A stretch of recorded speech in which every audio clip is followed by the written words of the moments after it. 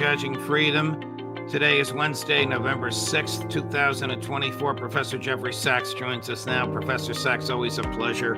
Great to be with you. Talk about, of course, Israel, Ukraine, and the American election. Before we do this, some breaking news, and perhaps you can enlighten us on it. Chancellor Scholz of Germany has just fired his finance minister, and his ruling coalition is on the verge of splitting up. Is this significant? Well, it is significant because Germany is the main economy in Europe.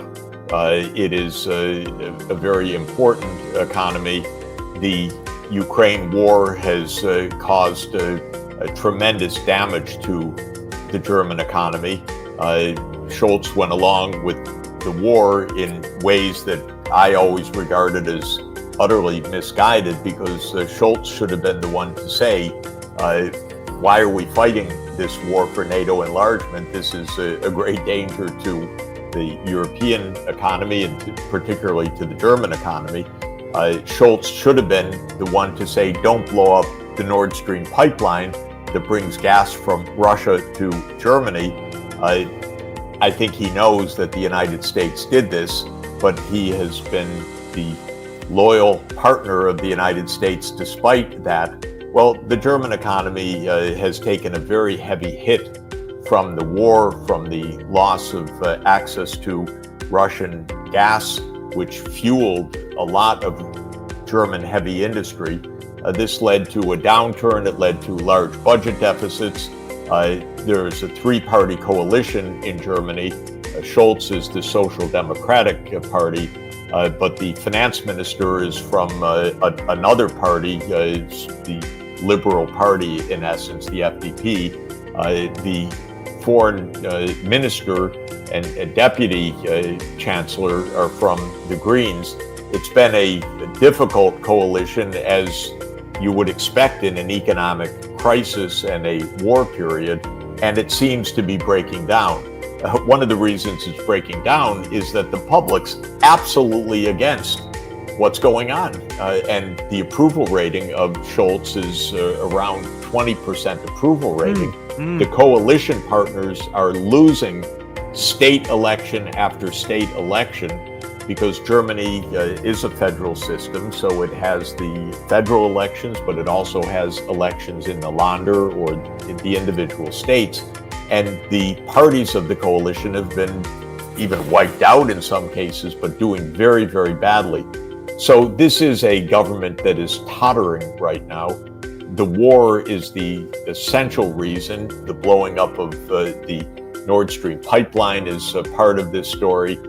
It all is demonstrating that this war in Ukraine, which, as we've discussed so many times, and many of your regular guests that appear with you say, this is a war fundamentally caused by the U.S. push to expand NATO. Well, that's done a great deal of damage to Western Europe and to Germany in particular. Has there ever been any repercussion, either investigation, litigation, prosecution over the Nord Stream pipeline? I mean, does Scholz know that the Americans did it and Joe Biden lied about it, and Seymour Hersh told the truth, and everybody else, including the New York Times and the Washington Post, went along with a nonsensical story about three guys in a sailboat? I'm sure that he knows. It's unimaginable that he doesn't know. Yes, there were investigations. No, they were never released to the public. The Swedes investigated, Denmark investigated, Germany investigated, and lo and behold, nobody found anything, but also nobody released any information. And there was a German concocted story that it was a few people in a sailboat, and anyone who understands this knows that this is completely ludicrous. That given the technical challenges of what was done, of blowing up an enormous pipeline at a very great depth in the North Sea, is not something that you do out of a little sailboat. Right. So yes, he knows. Of course, he knows. But the Bundestag, the German Parliament, was never informed properly of any investigation. I was asked to testify in the UN Security Council, calling for an independent investigation. I was basically found a complete rejection by the United States. No, we don't have to investigate. There are already investigations going on. Let them follow their course. This is typical. When you commit a crime like this, you delay. You delay until interest is lost, until the issue just goes away. And that is what the United States has done. But strangely enough, Scholz has been the silent partner of all of this. And it's not exactly clear why. Yes, Germany has a certain dependency on the United States, but Germany has had chancellors from Helmut Schmidt, from Schroeder, from Angela Merkel, who spoke up, who opposed the United States on many issues, but Scholz has not done that at all. Right. What will become, well, let me rephrase it. What do you think is the conversation amongst the elites in the EU and NATO now that it is known that Donald Trump will succeed Joe Biden? It is known that he opposes the war in Ukraine. It is known that he opposes what he views as the lopsided American contribution to NATO. What do you think they're talking about as we speak? I think that they're completely shocked, dismayed, don't know what to do. Of course, the whole thing's ludicrous. I could have told them this all along, not that precisely that Biden would get elected, but that this whole adventure of the American neocons to expand NATO to the east, to surround Russia, to challenge Russia, to defeat Russia, to dismember Russia, all of this could only have a bad ending. And so Europe made bad choices, mainly the choice of not telling the United States, stop it, don't do this. Don't pull us all into another one of your terrible adventures. The United States gets into terrible adventures. Vietnam, Afghanistan, for 20 years of occupation, zero results. A war to overthrow Assad in Syria, disaster. An overthrow of Libya's Muammar Gaddafi, disaster. So when it came time for Ukraine to be the next disaster, it was not hard for me to say to many European leaders, as well as to the Ukrainians, don't fall for it. You're going to be the next Afghanistan. In other words, disaster, and then someday the U.S. will leave. Well, here we are again. It's not surprising. A disaster for Ukraine, and the United States will leave as it should leave, because this war never should have gone on. But who bought into this? Can't anyone learn a lesson? Stop these wars. They make no sense. They are just provocations. They're dangers for everybody. They absolutely didn't have to happen. Any normal set of relations between the U.S. and Russia would have told the U.S., don't push your luck. You know, you already expanded NATO. You already expanded it to Hungary, Poland, Czech Republic, Lithuania, Latvia, Estonia, Slovakia, Slovenia, Bulgaria, Romania. Stop, okay? You don't have to keep going on right up to Russia's border. But you know our side. There's right. No self-restraint. And Europe played into this, and now they're saying, oh my God, he's gonna leave. Well, of course he is. That's the American way. 2 days before he was elected president, so 3 days ago, Donald Trump said that his two leading, this will ruin your evening if you don't know what's coming, his two leading candidates to become Secretary of Defense are Mike Pompeo and Tom Cotton. Now, if this happens, the neocons will have their way again, no matter what the attitude of the President of the United States is about this absurd, destructive war in Ukraine, which was caused by the United States. One thing about Trump is that he often picks lousy people that absolutely do not follow his general ideas and play games, play tricks on him. The one in the first administration was John Bolton, whose memoirs depict all of the stratagems that Bolton used to trick Trump. So this is really a major question for Trump. He told us, I learned my lesson. I'm going to pick more carefully. But look, he also said, yes, Ukraine is a very bad idea. This NATO enlargement is just a provocation. We don't need a war with China, and on and on. And I think J.D. Vance has been very clear on this. He was clear in the Senate. He was clear in the campaign.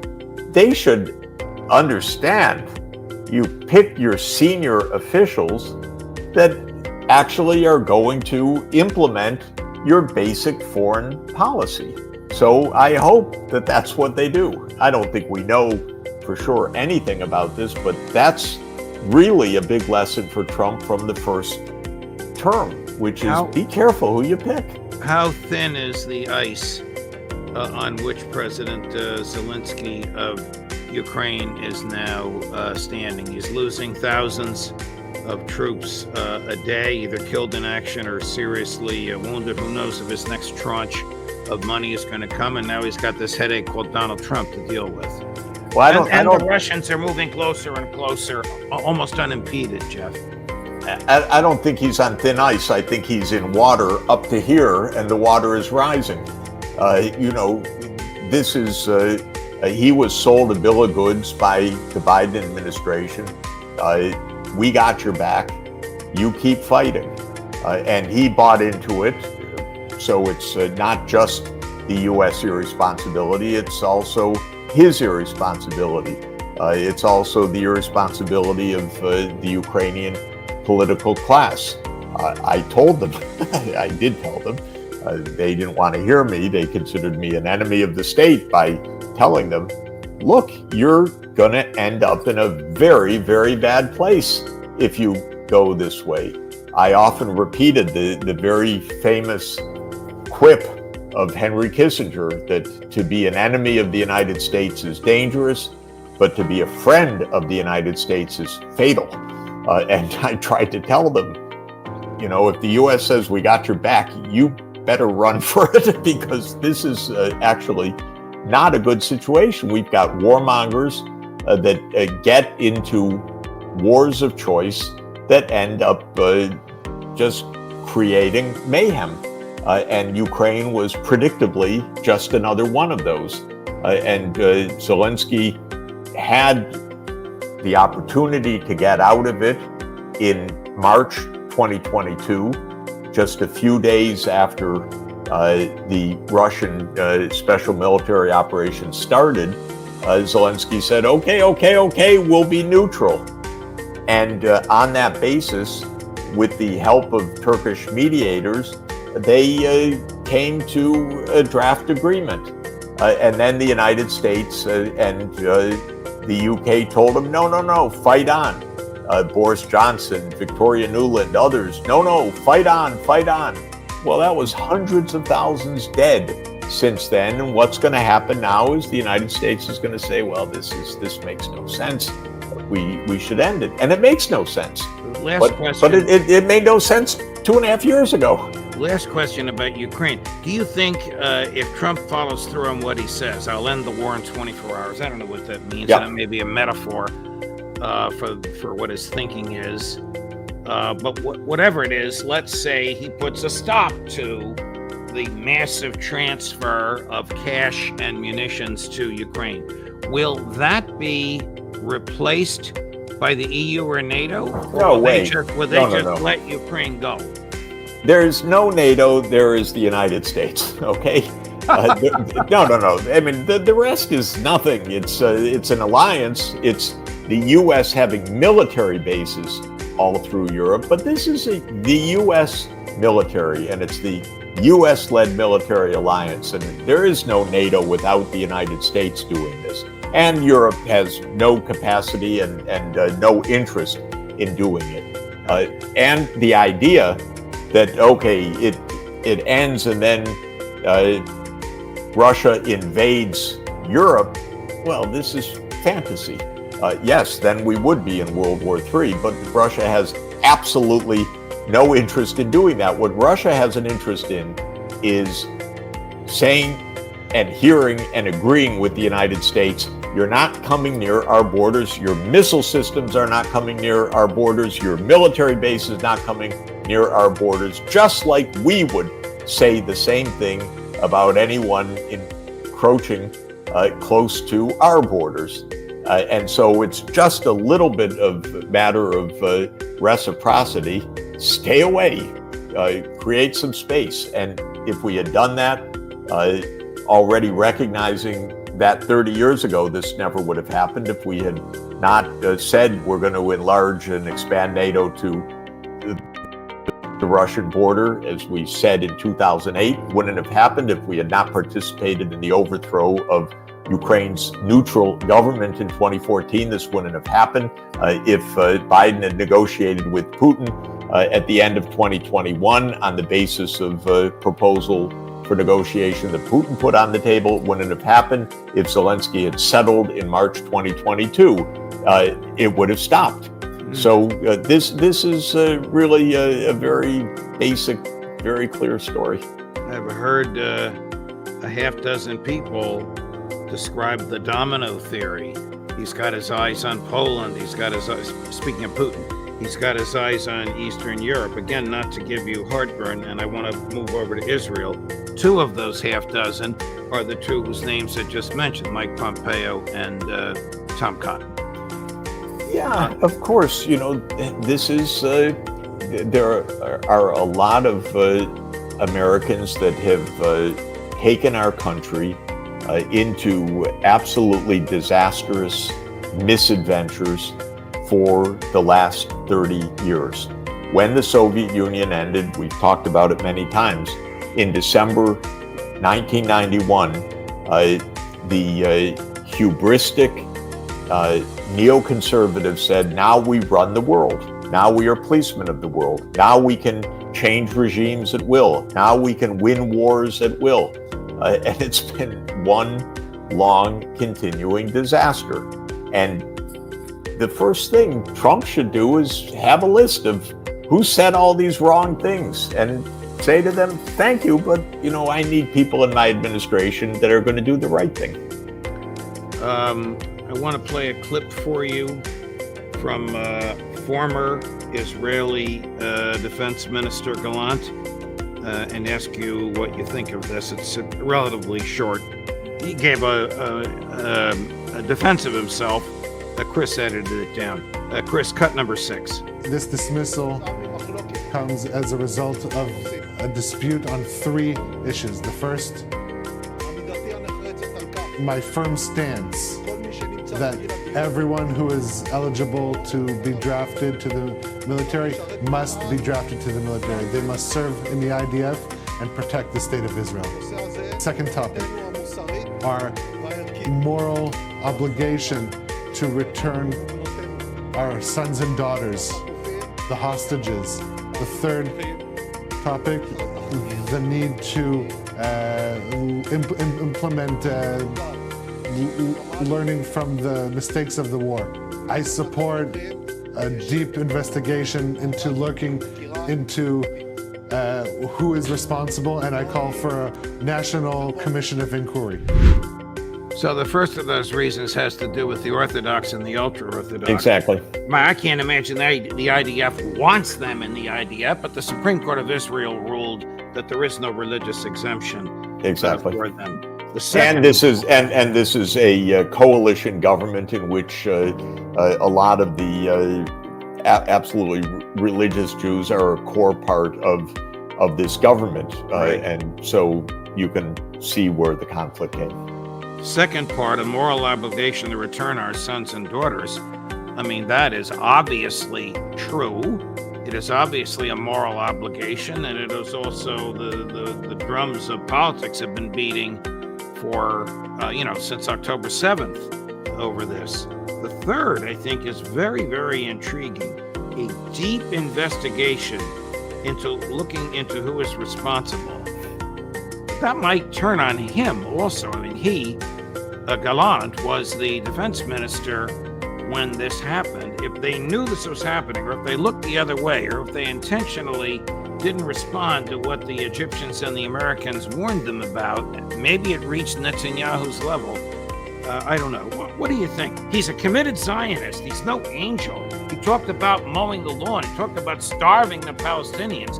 Now he talks about, well, we should stop the fighting to bring these people home. We need a post-war plan, which we don't have. There is no post-war plan other than to have Jared Kushner develop Gaza into mansions and high-rises that he'll sell to the wealthy.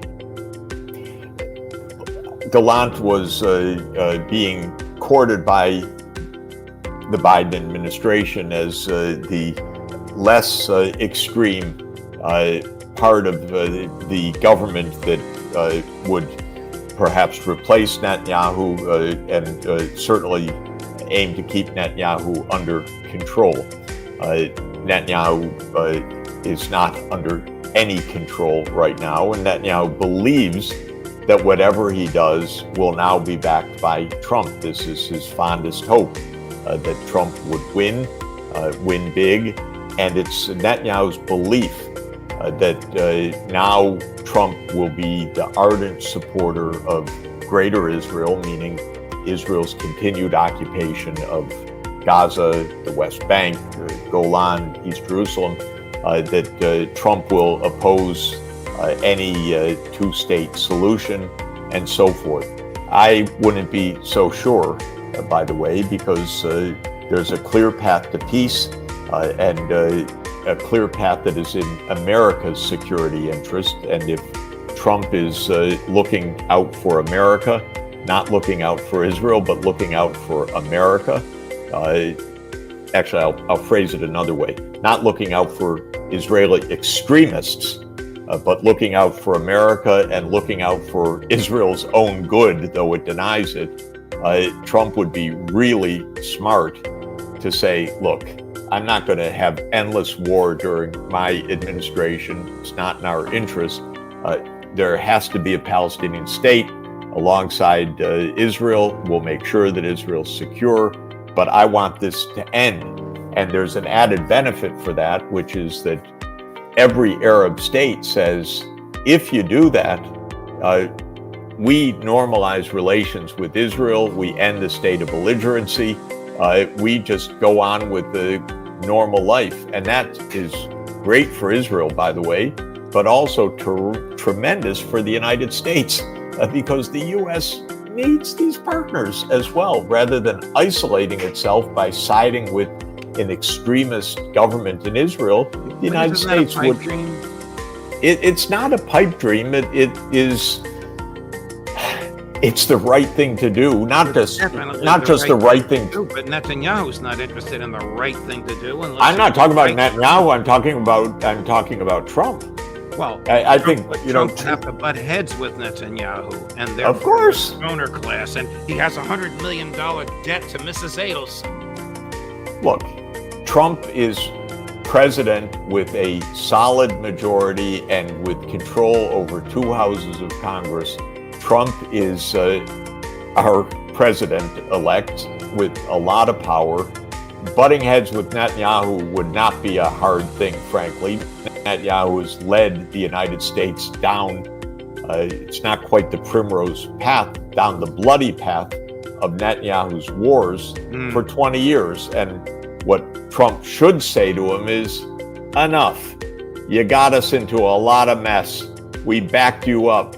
a lot of times for 20 years, you just want more and more. You're going to have to face reality now. This is a good message for Trump to give. It's actually the one absolutely in the U.S. interest. Is the concept that former Defense Minister Gallant, who's also a former general, called for realistic, and would it be fair and get to the bottom, a national commission of inquiry? I mean, is this like the IDF investigating itself, or do the Israelis have a history and a custom of a serious investigation, even if the target is the present or former prime minister? It's a good question. You know, they do have some record of some partial investigations of some events, such as what happened in Lebanon with the massacres of 2 villages, and there was a review. I wouldn't hold my breath. You know, Israel operates, of course, with a great deal of secrecy.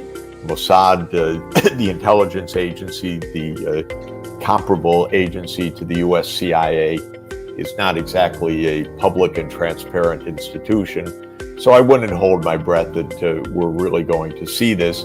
I don't know if I fully appreciate the meaning of those words in an Israeli political context, but it could really be the fact that that he wants to understand what happened in this disastrous failure of Israeli intelligence and Israeli border defense, because it was a catastrophic failure on October 7th, 2023.